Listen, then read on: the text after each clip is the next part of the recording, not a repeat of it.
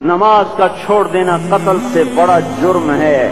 سجدے ہی کا تو انکار کیا تھا شیطان نے کوئی زنا کیا تھا، کوئی قتل کیا تھا، کوئی شراب پی تھی، کوئی جوا کھیلا تھا، کیا کیا تھا، کوئی شرک کیا تھا۔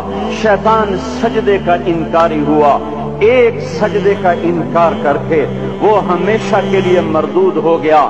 اس مسلمان کو ہوش نہیں ہے جو روزانہ دن میں 5 دفعہ 20 سجدوں کا انکار کیے بیٹھا ہوا ہے، اور پھر آرام سے روٹی کھاتا ہے، آرام سے چائے پیتا ہے، اور آرام سے کہے لگاتا ہے، اور آرام سے اخبار پڑھتا ہے، آرام سے بیوی کے پہلو میں لیٹتا ہے۔ ایک سجدے کا انکار ہو کر شیطان ہمیشہ کے لیے مردود ہوا۔ جس نے فجر کا انکار کیا سجدوں کا، پھر ظہر کے سجدوں کا مذاق اڑایا، پھر عصر کا مذاق اڑایا، پھر مغرب اور عشاء کا مذاق اڑایا۔ گھر میں نماز پڑھنا بھی چلو نہ پڑھنے سے تو بہتر ہے، پر یہ بھی نماز کا مذاق ہی ہے۔ اور 8ویں دن سر پہ ٹوپی رکھ کے آیا۔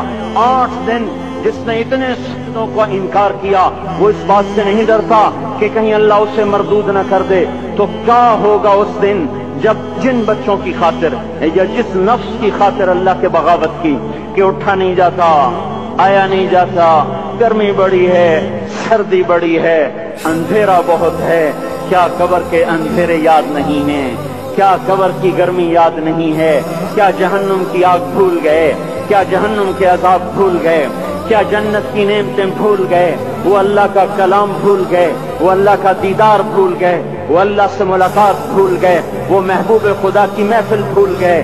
یہ کیسا اسلام ہے؟ یہ کیسے پتھر دل ہیں جو کمانے میں تو ایسے مست ہوئے کہ ہوش نہیں، اور جب اللہ بلائے تو ایسے غافل ہو جائیں، نہ بوڑھے پر جھوریں گے، نہ جوان کو ہوش آئے، نہ کسی عورت کو ہوش آئے، نہ کسی مرد کو ہوش آئے، نہ بازار بند ہوں۔ ارے میرے بھائیو، حکومت سے پیسہ بچانے کے لیے ہڑتالیں کی، 20 دن بازار نہ کھولے، نماز کے لیے اگر دکانیں بند کرتے تو آج اللہ تعالیٰ آپ کو ہر ظالم سے باہر نکال دیتا۔ کوئی ظالم نہ آپ کے مال پہ ہاتھ ڈالتا، نہ آپ کی عزت و آبرو پہ ہاتھ ڈالتا۔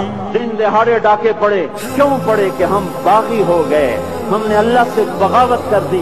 کیا جمعے کے دن صرف اللہ بلاتا ہے؟